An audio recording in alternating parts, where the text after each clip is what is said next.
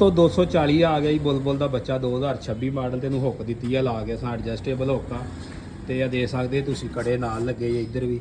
और इस साइड ते भी कड़े आ और यूनीवर्सल हुक आ भावें इसे ट्रैक्टर ला के 85 ला लो 260 ला लो और एडजस्टेबल हुक आ एक इहदी एडजस्ट आ वा और दो एडजस्टां इहदियां होर आ दो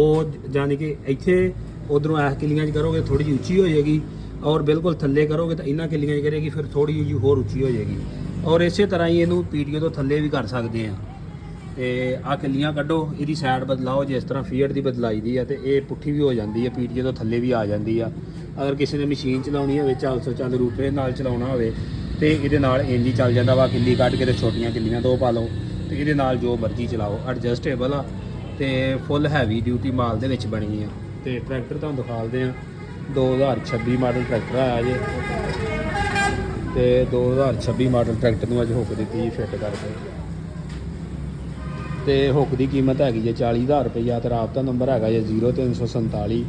10 75 900 0332 72 77 499